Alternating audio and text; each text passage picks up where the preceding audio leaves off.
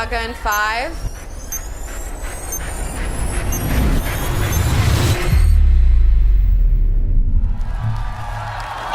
Hi everyone, I'm Benito Skinner. I'm so honored.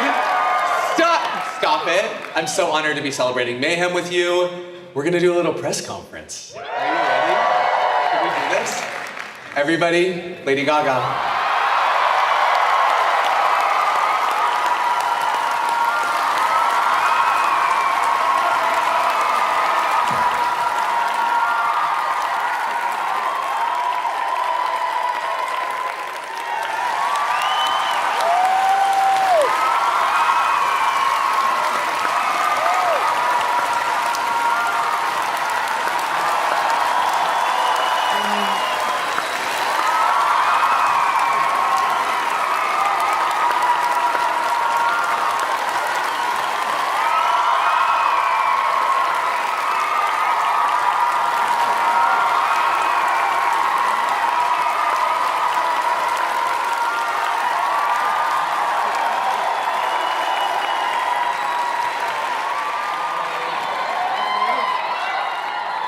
That's Lady Gaga. Hello. Hi, everybody. I'm so happy to see you. Thank you so much for being here today. The album. Wait, the album. The album. The album. It's Gaga. Do you like it?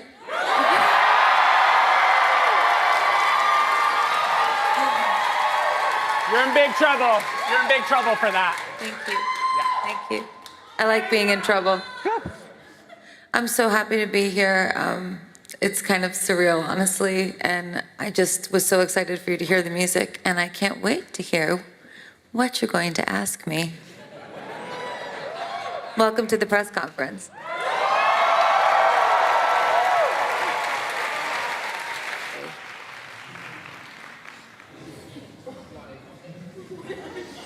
I'm Mario. Hello, Mario. It's been a long time. I've seen you before. So, you know our history. I put you onto a rapper, Azealia. And my question is, did you see her tweets about disease? Like, she was praising it. I did. Or, you know, justice for Ratchet. That too. But yeah, that's my This question. really is a Little Monsters press conference. I was like, how many seconds in is Party Nauseous gonna be brought up? But Yes. okay. It might as well be 5 a.m. Yes.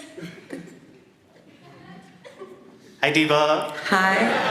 It has also been a long time, so Hi, so Diva. good to see you. It's good to see you. In the way that you made the Harlequin album for the character, if Mayhem had a character that you constructed that album for, who would it be? The lady you've known for the last 20 years. What's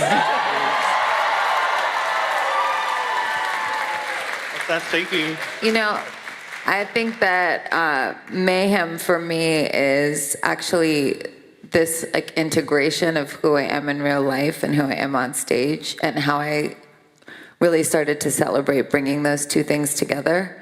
Two things that don't really go together, actually. Turns out that's the whole me.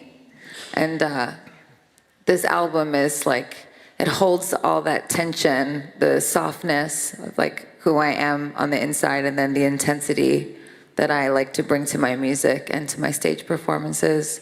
Like, how do I hold that in one place? And for me, that's my personal mayhem, otherwise known as Exercises in Chaos.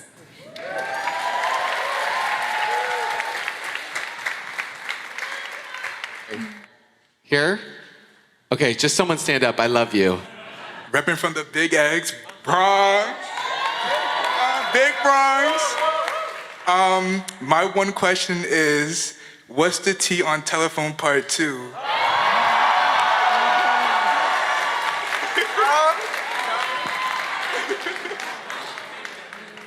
Somebody get my kettle.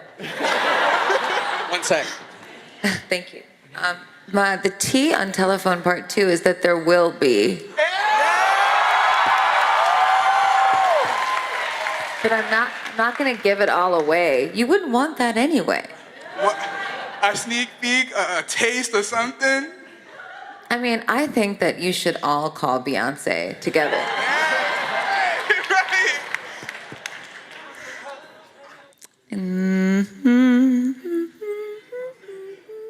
Here. Yes. Silk button down. Or is it velvet? It's velvet, I'm sorry. It's like fake G velvet, but we It's like it. fab.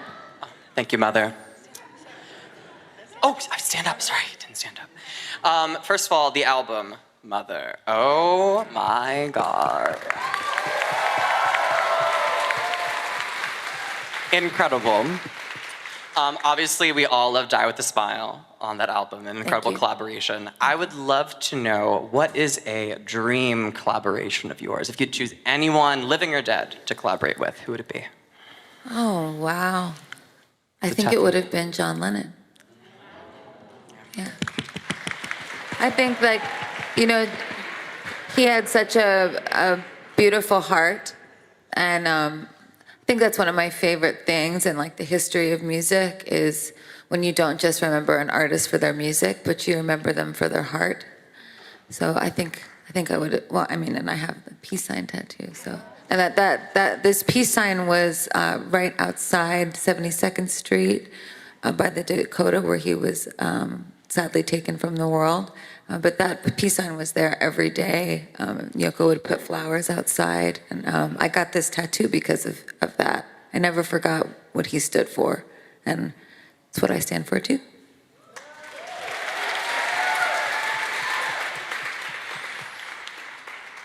The hat.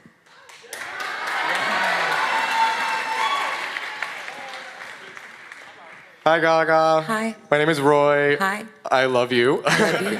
That goes without saying. So in Abracadabra, you say, don't waste time on a feeling. Use your passion, no return.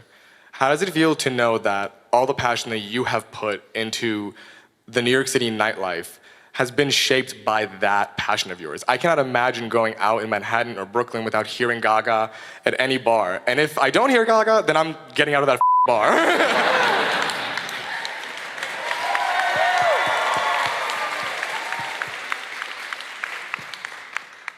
I mean, New York completely shaped who I am as an artist. And I didn't want to leave New York when it was time to go to college because I felt like I hadn't seen it all yet. And I've been talking about this a lot recently, but being on the Lower East Side, especially with Lady Starlight, like, Yes, shout out! an amazing musician. That time was so special because I had this community, and I was living in this area basically where everyone was a musician or a writer or a photographer or a dancer or a club promoter, a bartender. It's like working in the arts and in nightlife, and we all supported each other. And I would never have created my stage performances and my persona had that community not existed. And so it means a lot for my music to still play in New York. And just to see you all here so vibrantly, like that time, it makes me feel like it's still alive in you. And It's very alive in all of us.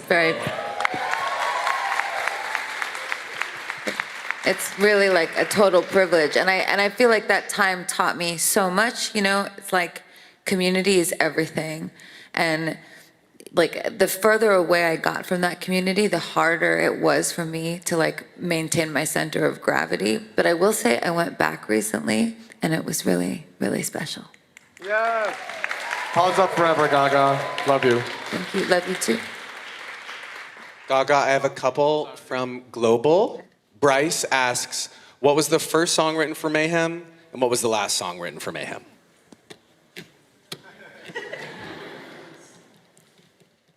Okay. The first song written for Mayhem was Vanish Into You. That was track 5, I think. Track 5? It is, thank you. And the last was Die With a Smile. So like the album like ended in a happy place, but it started out like in this kind of, it's interesting. They're kind of both apocalyptic love songs, but one is just way less hopeful. In Vanish Into You, I imagine that I'm just want to disappear into the person that I love the most. And Die With a Smile, there's this like sense of peace. And I really wanted Mayhem to end.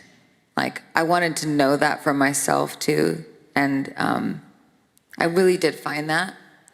I think that like we can all bear a kind of personal chaos in our lives and then find a sense of peace and stability. And I'm really, really happy that I did, but that I get to put all the instability into my artwork.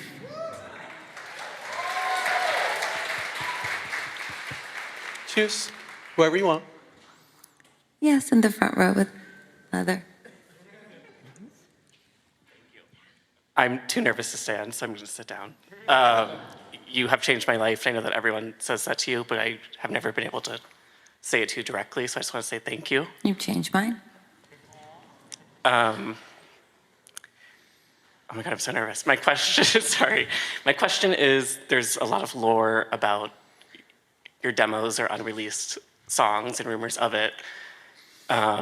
Did you revisit any of those for Mayhem, or do you close the chapter in the era in which you wrote it and let them rest? You know, I think at one point I was feeling anxious and I like drudged up some demos and I just listened to them and then threw them out. I know it might sound like cold, but each one of my albums is a like piece of music that I like conceive of from start to finish, and it's a moment in time and in my life that's like very special. And whenever I say to myself, oh, there's that song like that, you know, I'm gonna put that out. Whenever that happens, it just like never really comes to fruition because it never really belongs. So yeah, so yes and no. Yes and no, I threw it out. It was Frankenstein. Yes, that's Yeah, okay. I didn't want to name names, but I don't want to name names, but it was him. Oh, wow. Can you see in the back, Gaga? Leopard, please. Oh, you know what?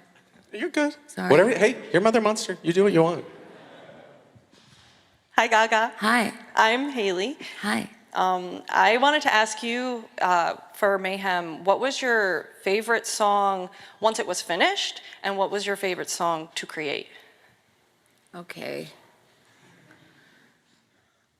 I think my favorite song once it was finished was Blade of Grass.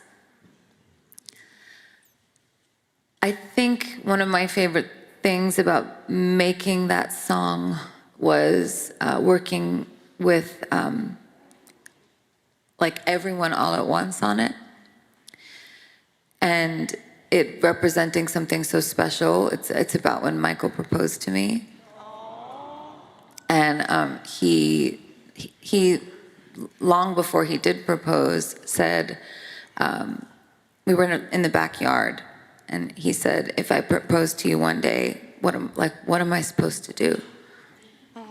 And I said, you can just get a blade of grass from the backyard and wrap it around my finger. And he did actually propose to me with these green bands. He also gave me my ring.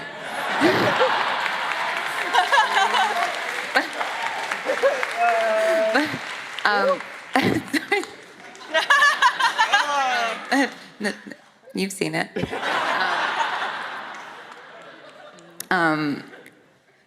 it was a very special moment, and I started writing that song at home with him, brought it into the studio, and Gesaffelstein was there, and he was talking to me a lot about wanting to make a very classic record, and I thought that was kind of interesting. Sometimes I'll meet people or work with artists, and you meet people and they say like, we really want it to be Gaga, whatever, and I don't even fully know what that means, and I feel like I sort of did that to Gesaffelstein. We need to do like a dance, I was like kind of trying to egg him on, and he sort of looked at me like, can we just do something original? And then we all did, and it was really it's special because every time I hear it, Michael and I, when we did the bridge together, I said, I'll give you something, and it's no diamond ring, and he said, the air that I'm breathing. When I hear that song, it represents this special time in my life, but also just to explain my backyard and those blades of grass was also the place that I saw my friend Sonia get married, and then later she'd be 2 months passed away. There was so much loss in that backyard in my life. Those places in your life where you just it's maybe your happy place, but also your sad place. So that song, that's what Mayhem is to me. So it's a very special song to me. And then my favorite song when it was to make Yes. was Killa. Yeah. It's another record with Gesaffelstein, really an industrial funk song. The only live instrument on that record is the guitar. And my voice. The best instrument. Ooh, okay. Jessica asks, how did Mayhem come together? And what inspired the return to dark pop? How did Mayhem come together? Over many months of a lot of hard work in the studio.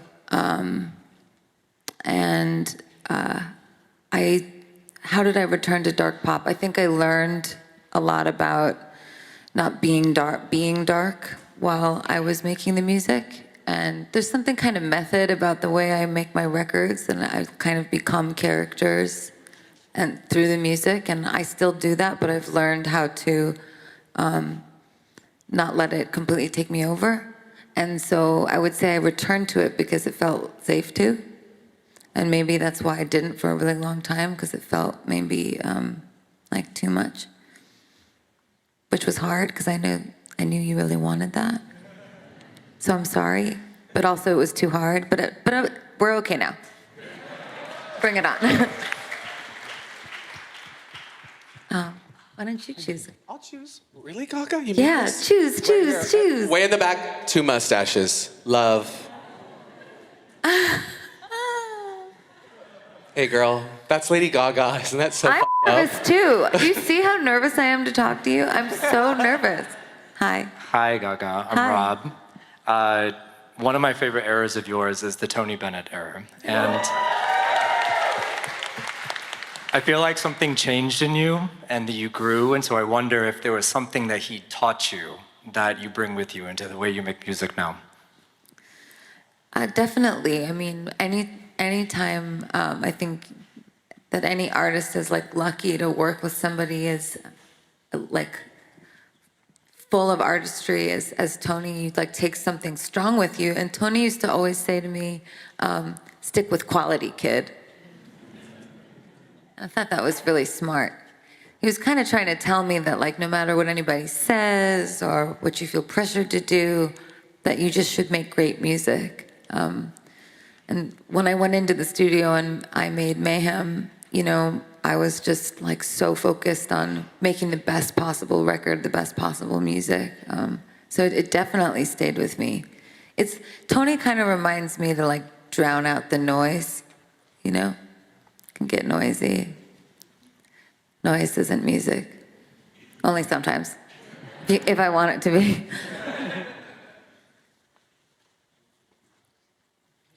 No, Whoever you I want. You to do it. Let's go. Really? Okay. Yeah. Right here, red hair.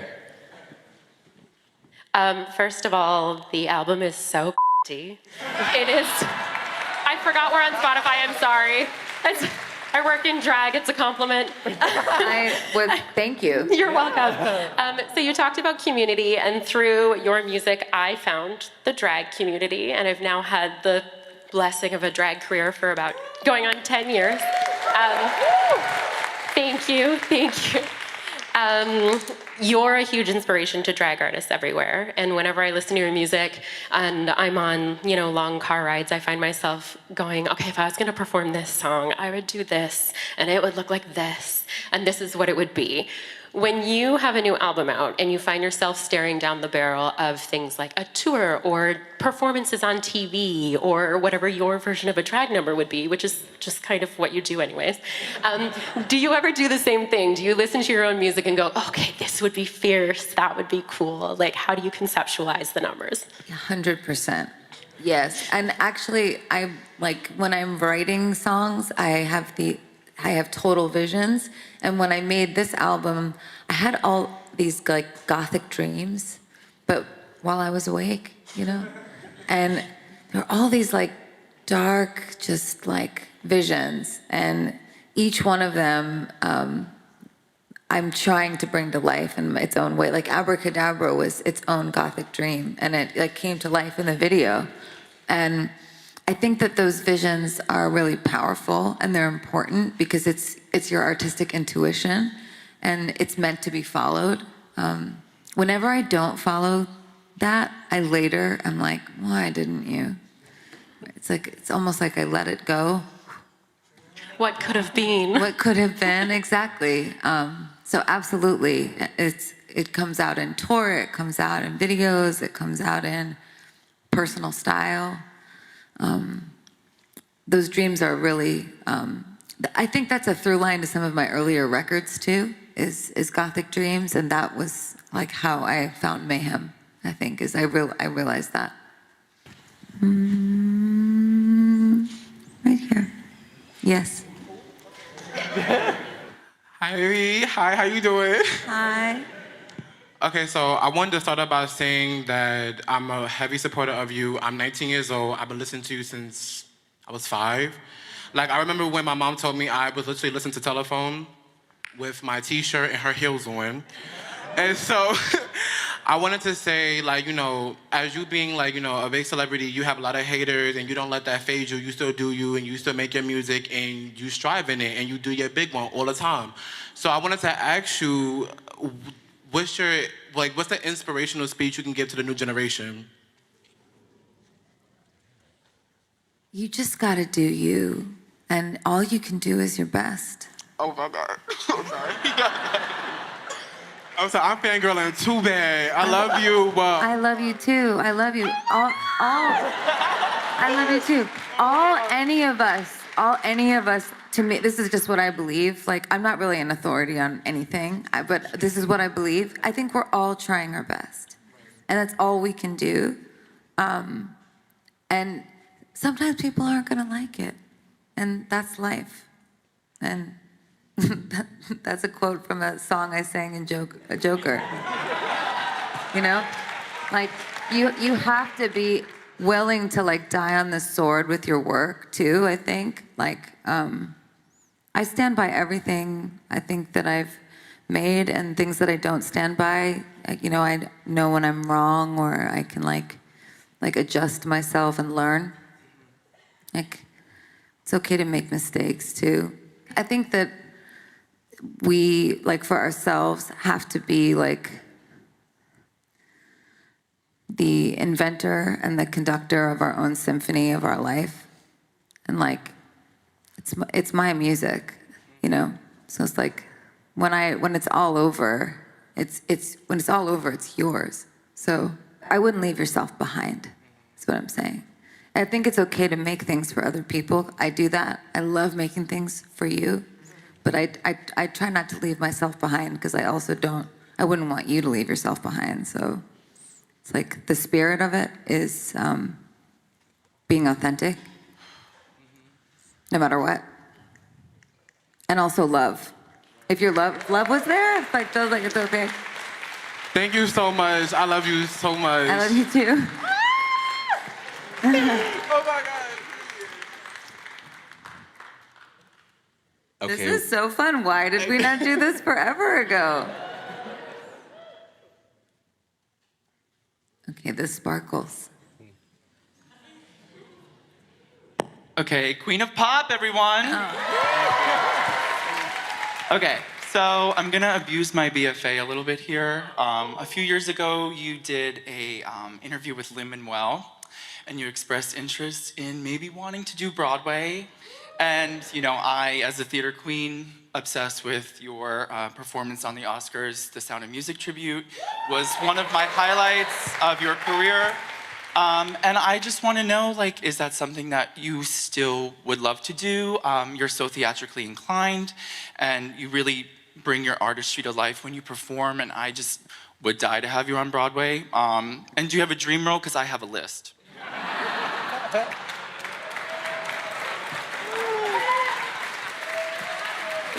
I had to, I'm sorry, I had to. I have to plant the seed. I have to plant the seed. Yeah. Not the list. Oh my God. We'll start with Blanche in Streetcar. A play first, it's unexpected. That's how you get the Tony.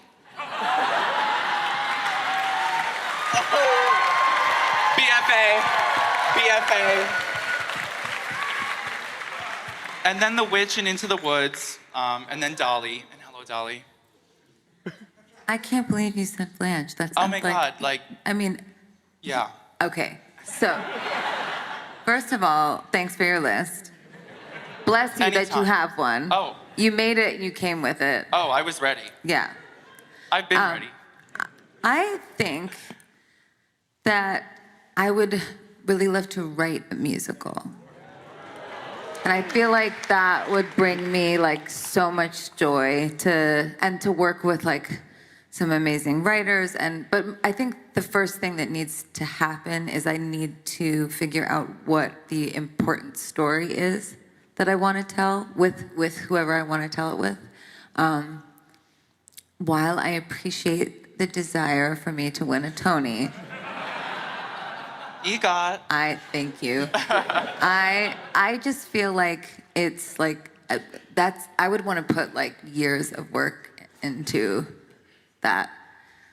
And then, oh my God, 8 shows a week. I mean, they are rock stars. You could do 6. Rock stars. That is rock star shit.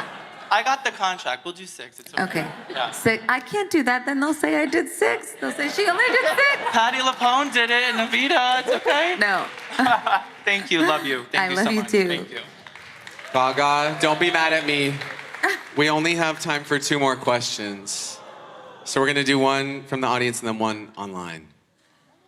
Don't be mad. Oh, now it's both of you. I just need to say, love you since day one. My question is, what did you whisper to Ariana Grande during the 2020 VMAs during Rain on Me? I watched that performance I just watched it today at work.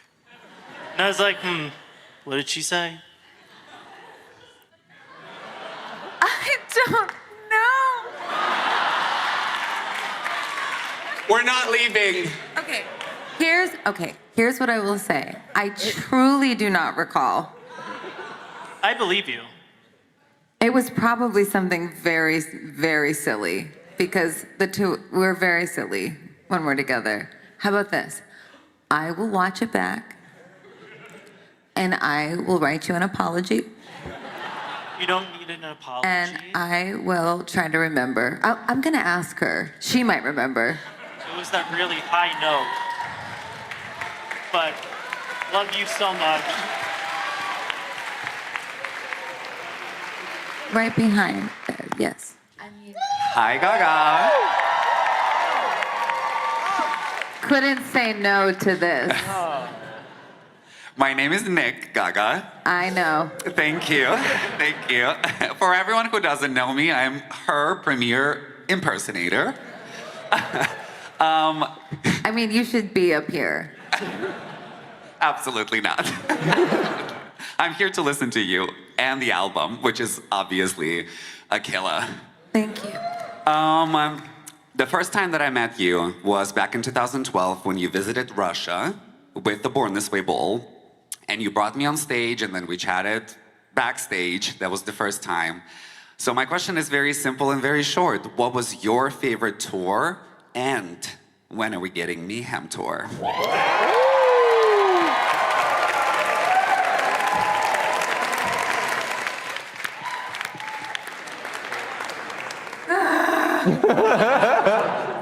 Okay, my favorite. I don't know. It's okay. I know, but they're okay. But when I did the Fame Ball, it was the first time I ever saw you. I know that the Fame Ball was probably, it was the most inexpensive tour. It was like the low budget tour. It was my early tour. But that was when I like met Little Monsters for the first time. And then the Monster Ball happened and everything. So I would have to say the Fame Ball, I think, because it was such a different grind. I was on a bus. I did like. You were where? Yes. Yes. No, I lived on a bus. And I did 3 shows a night. 3. I'm serious. 3 shows. I would open for New Kids on the Block or the Pussycat Dolls. And then I would play 3 clubs. And then that turned into theater. I probably got this wrong because it's like a blur. But anyway, thank you for all the tours that you've supported and come to. They've all been important to me. The art rave was also really special. The reason the art rave was so special was because that album was so criticized. And Justice for art pop always.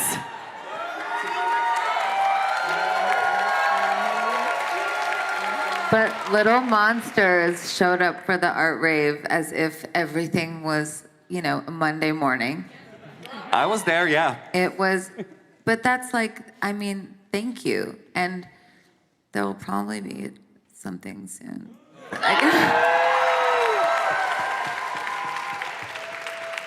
Can't wait to replicate all of it. Thank you, Gaga. Love you. You always come with those questions. It's like, really, it's like we've never left, guys.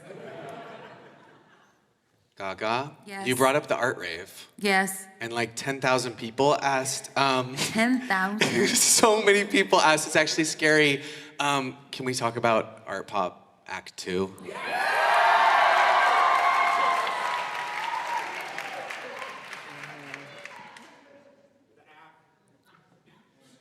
Now this feels like a courtroom.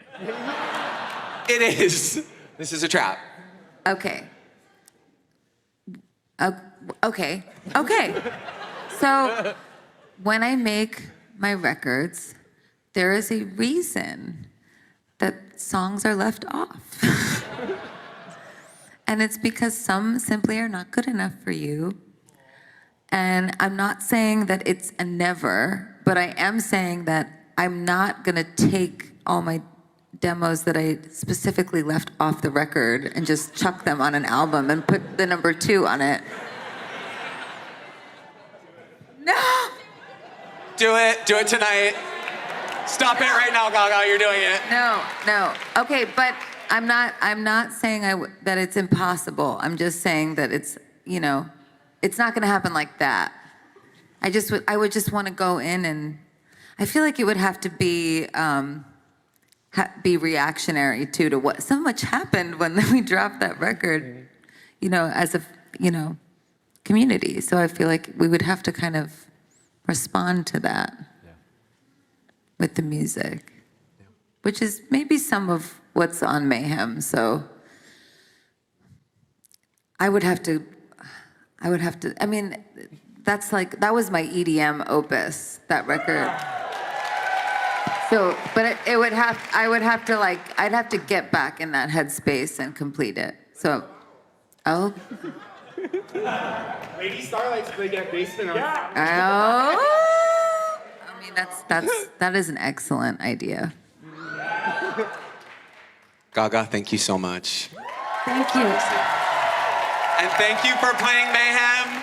And thank you, Little Monsters. You guys are the best, truly.